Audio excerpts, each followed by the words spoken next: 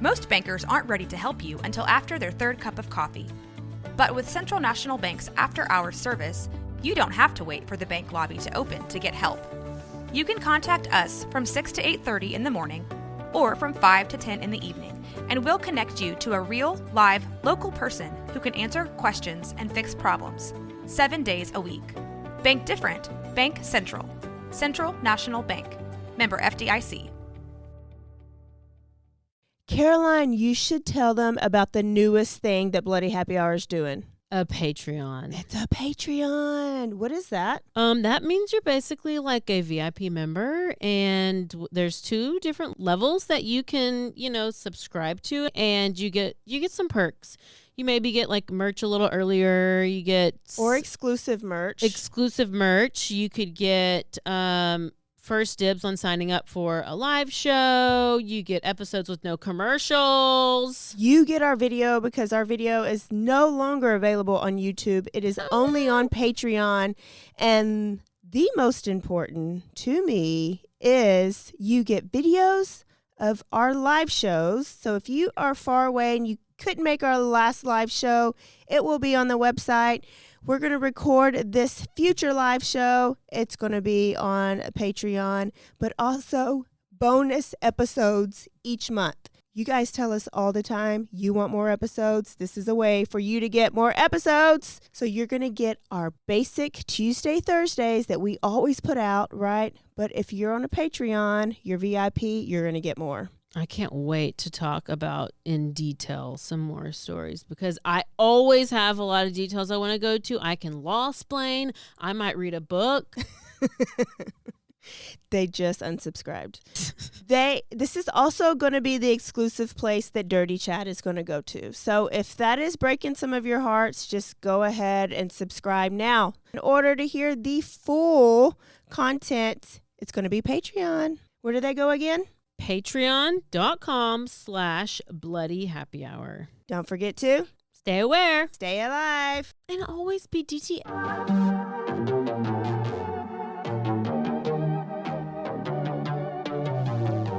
Hey y'all, I'm April. And I'm Caroline. And this is your Bloody Happy Hour. Caroline, are you ready for this? This is your newest guilty pleasure. It's the bloodiest part of your week. Did we say something about it also being happy hour? Show did. Because we about to be sipping on some murder. Bloody happy hour.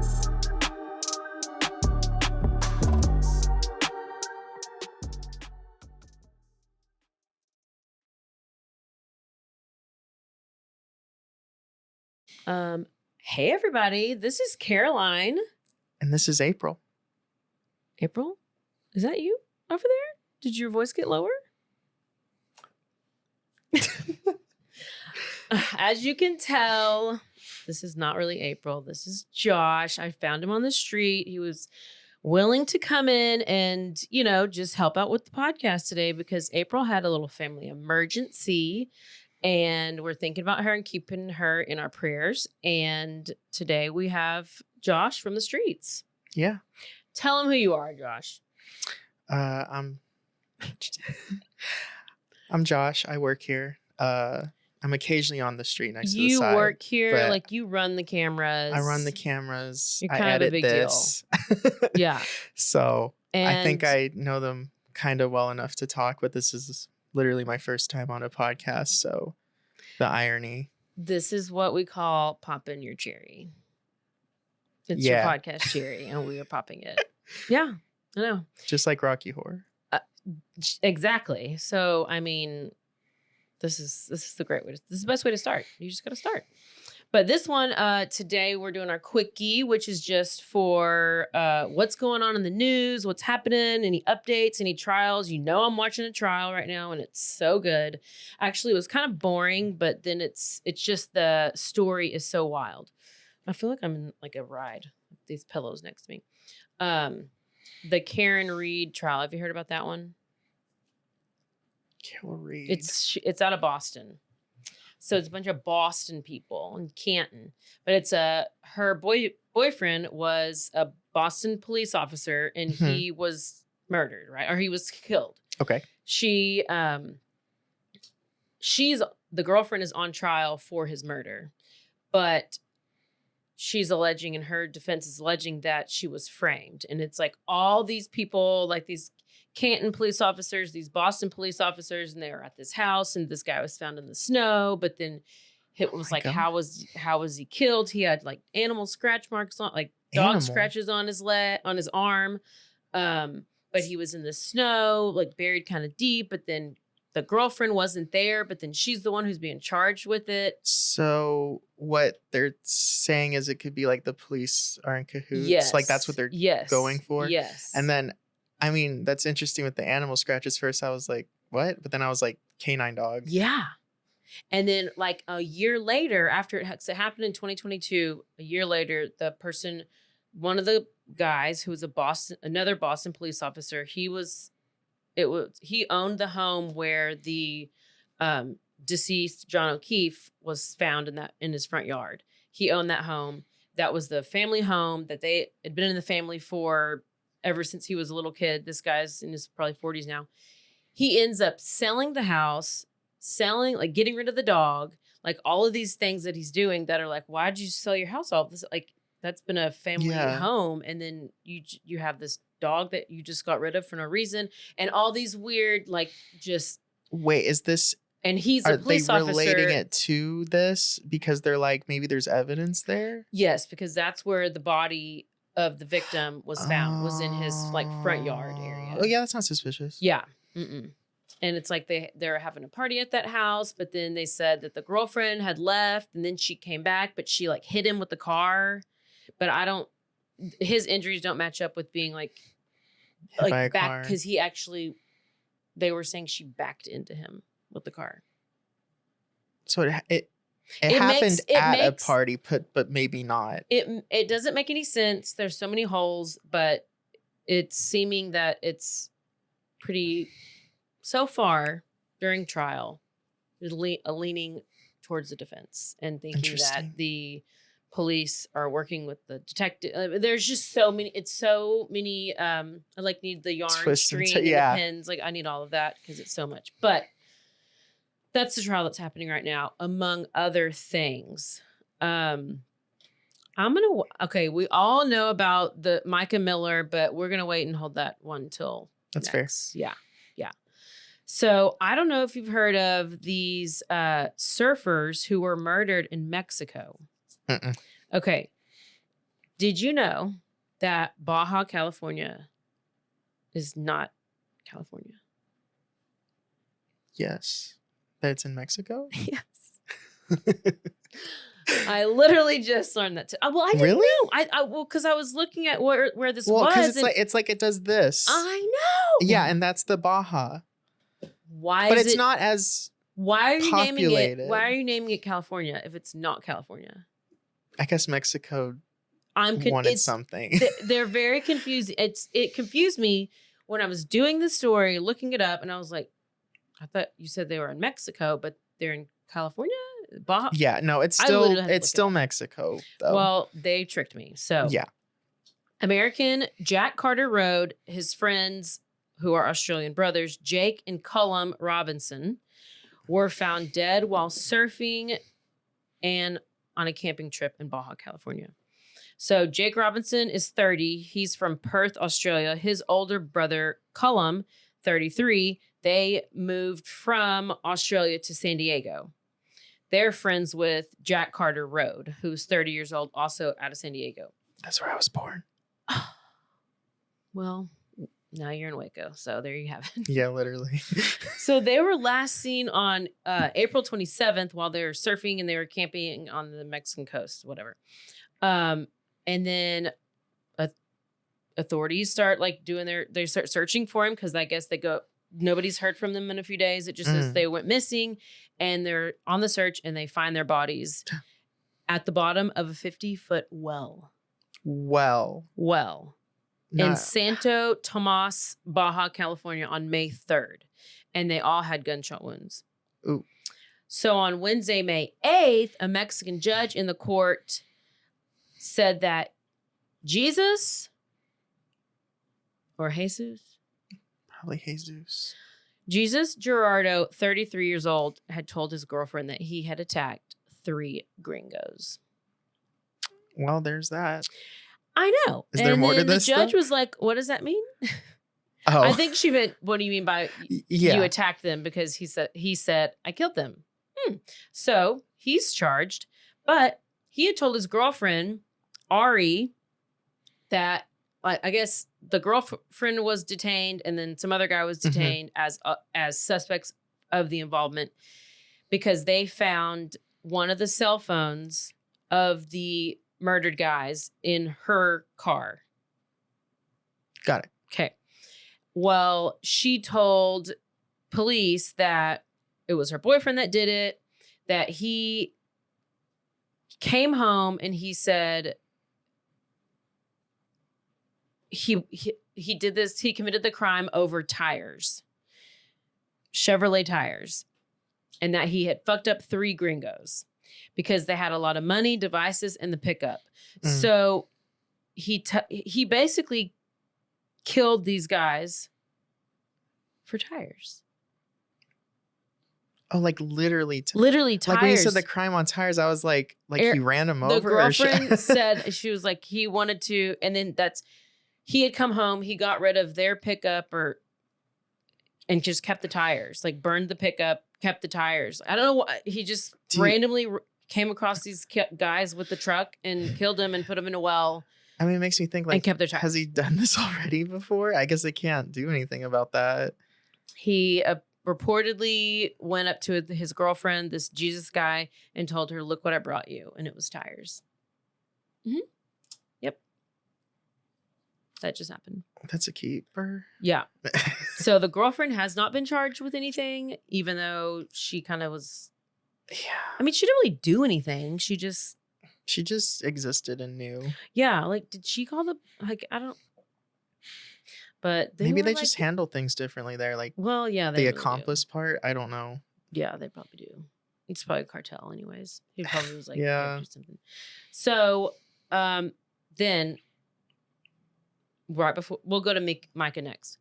I got a Kentucky woman I got to talk about. Okay. She went on a shooting rampage, as one does, and she kills her husband, her sister, and then she got in a shootout with her brother where she was killed. I think I heard about this. Did you really? I think I did. It was like, this is like the weird, I mean, it's just random. Angela Gosser from Kentucky went on a wild shooting rampage, killing her husband and gunning down her own sister before she was killed by her brother in a shootout. Yeah, that sounds familiar. Angela is accused of driving by her brother's house on Friday, May 3rd. And she had a gun, but she forced her way into the house. But her brother, Daryl Wilson, was home at the time, and he also had a gun. So they said that the two of them got into a shootout, which ended up in Angela being dead or dying. Daryl, the brother, was rushed to the hospital. He had like life-threatening injuries. And they said that they didn't really know the extent of the crimes until the police. They got a phone call from somebody requesting a wellness check for Jennifer Wilson, which is her sister. So they go over to this Jennifer. Nobody can get a hold of her. Police go over there. They find her in her driver's seat of her Toyota Camry with fatal gunshot wounds to the head. Police are like, okay, this is what we think, that she obviously went over to the sister's house before she came over to the brother's house. And then they realized that her husband was also found dead. Like, what evening was that? What did I say? Oh, later that same evening. Her husband was a retired sergeant with the Kentucky Department of Fish and Wildlife after 16 years of service, and he was just working on a tree on the property. And Angela just opened fire and shot him. So she shot her husband, then she went and she shot her sister in the car, and then she went to her brother and she shot him, but he didn't die, and the brother shot her. And the sheriff says, right now we're still looking for leads. What What lead? What I don't know. Is it a random Sheriff gang Bobby to blame Jones it said, on? right now we are still working with detectives and looking for leads. They are back there working to find the end of it because apparently they're like, we have no motive. Wait, is the brother still alive though? I think the last thing it said was he's like in the hospital. I don't know if, Well, it if just he said he had life-threatening conditions. I'm just saying if he does live and just say it. I then know, but like, so like what, it's just like it's like she's like a family annihilator. Yeah. But she didn't get to annihilate the last part of her family, like her brother. Because then she killed herself. It's like okay. Wait, so she got She's shot dead. by him and then she shot herself after? No, well, they had a shootout. Yeah. Yeah. Did I say that she shot herself? Yeah. Yeah. She didn't. Okay. So there you have it. Way to go, Angela. Way to ruin things for Kentucky. I don't know how people just snap like that. I don't either. And they didn't give us any additional information. It's not like any of, yeah. Anyway. Let's go to Mica Miller. So what do you know? Okay, I know a few things and we're going to collaborate on this. Okay. So Mica Miller she's been like, this is a big headline in the news lately. This is out of Myrtle Beach, South Carolina. Mhm. And basically she was found dead in a national park. In the river, right? I don't know if I just know with the park. She could have been in the river. She was found dead of an apparent self-inflicted gunshot wound. So initially they think that maybe they go to her husband, like, oh, her husband did it. And then this 911 call comes out where she calls 911. Right before and she was like, hey, I want to make sure you have my location. And they were like, oh, what's the emergency? And they was like, hung up. Yeah, well, she was like, I'm going to kill myself. So I just wanted to make sure my family knew where my body was. And then the call ends. Yes. But what's the background that we know? So her sister had made a statement, I think even before I don't know if it was right after this whole thing happened or right before, that she had been suffering with mental health issues for quite a few years. I don't know how far back that goes, but I think she talked about it in May. Like, I know she had at least there was abuse, but that. Yeah. And the other thing was, I think it was either right after she divorced him, because they were in the middle of a divorce, but I guess he said his wife died, even though they were technically. Okay. Yeah. So I know that, like, okay, they met when she was 15. He was like 10 or 15 years older than her. Yeah. And he had 5 kids, I believe, at the time, because then she was 23 when they married. Okay. So, but then she became like stepmom to all these kids. Yep. I don't know where baby mama is. Mm-mm. Apparently she had called police multiple times. Like, so, okay, yeah, they get married.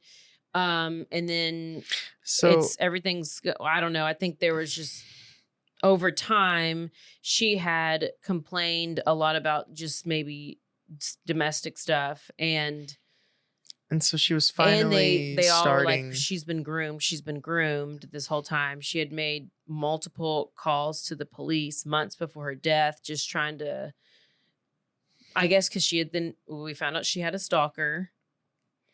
Was he the stalker? We don't know. Friends and family said that they believed her marriage was abusive. Then she serves divorce papers to him. Yes. And then she takes him back. Then she serves him back.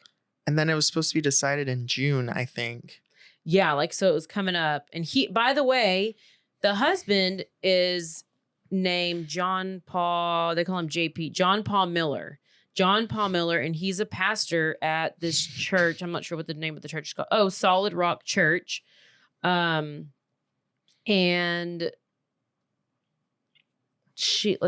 her groomed her while she worked. She worked for him at the church. They married in 2017.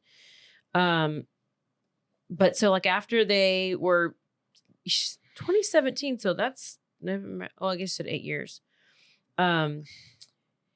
Anyways, she serves divorce papers. They're separated. Then she like has this stalker. We don't know who the stalker is. Her tires get slashed. She takes her car to get her tires fixed, and they end up finding a tracker on her car. Bless. Thanks. And the husband confirmed that he was the one in charge. Like he put the tracker on there. Yep. And I think she had even hired like a private investigator. Eventually, whenever she ends up killing herself, he then goes to do a sermon, and mid-sermon, he literally says, what does he say?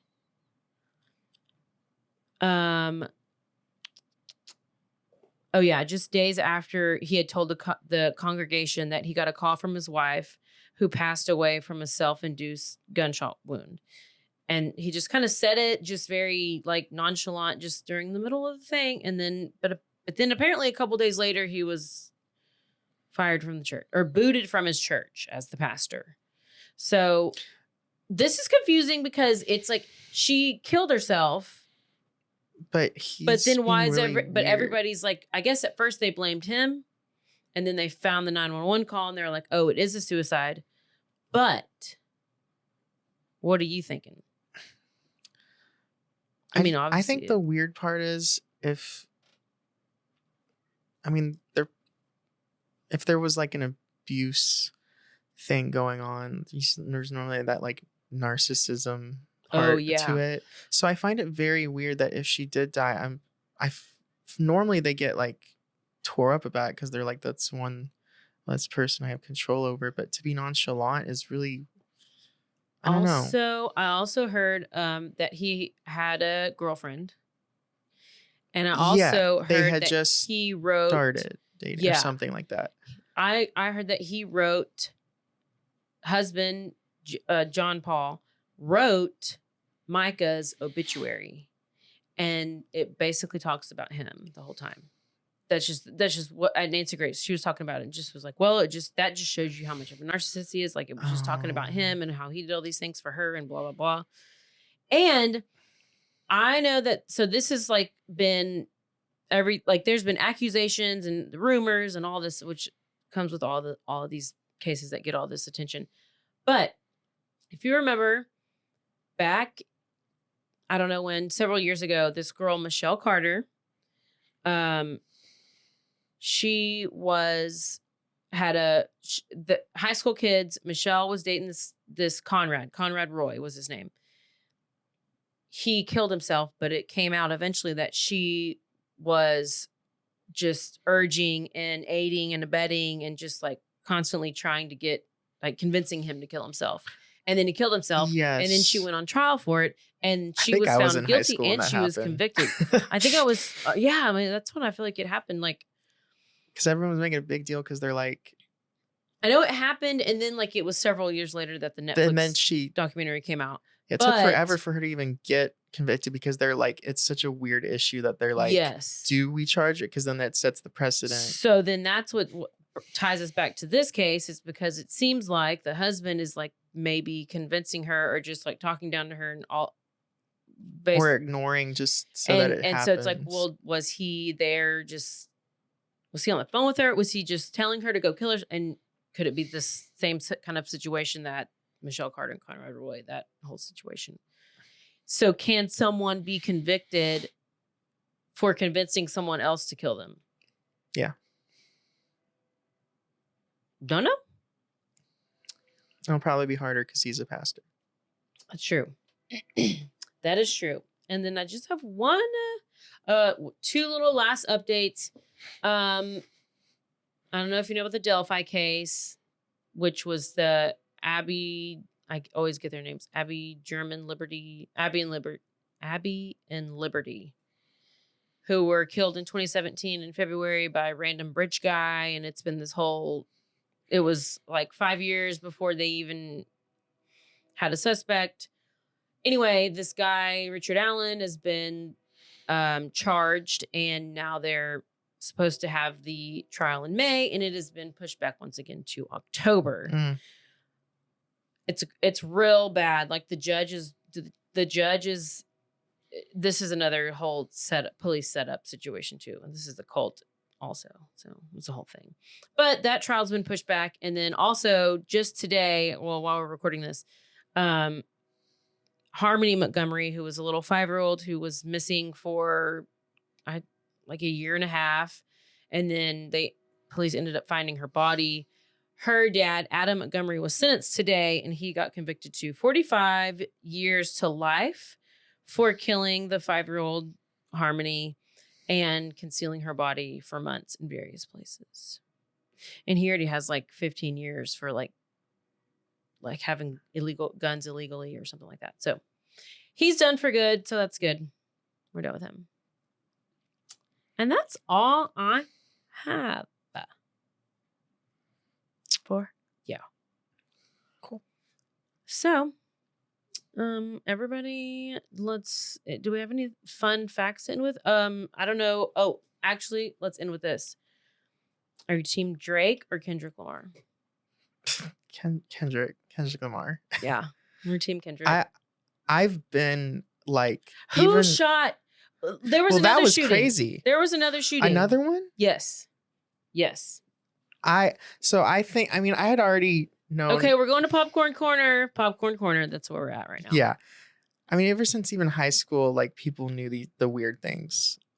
And I don't know why it took so long for anyone to like go off on him like this. I don't know. I don't know anything about what was happening. I didn't know. I just know that they're really, really catchy though. I didn't know that they were having this whole song battle back and forth. I don't know why it caused it to go off right now. But what I do know is that Kendrick is basically saying that Drake is a PDF, as he's calling it. And apparently he is, because he has all this stuff with like teenage girls, I guess. Yeah, and there's rumors that the label has asked Kendrick and Drake to like chill out, like UMG.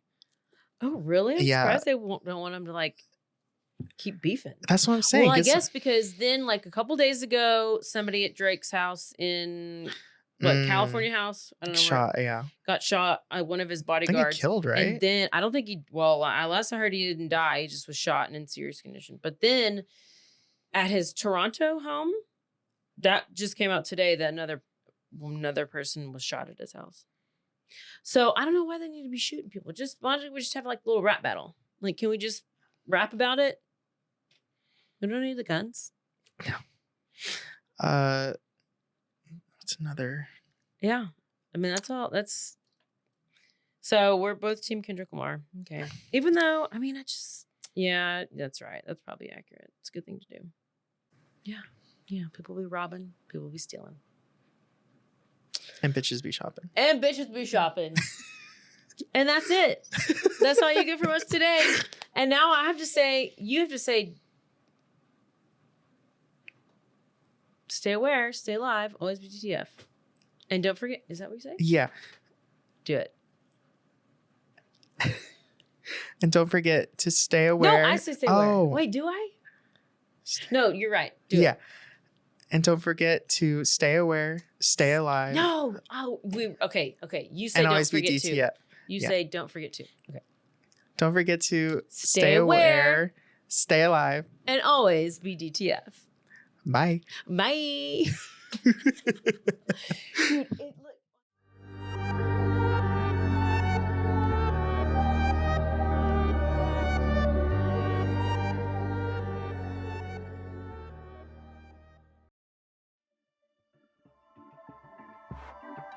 This has been a Rogue Media Network production.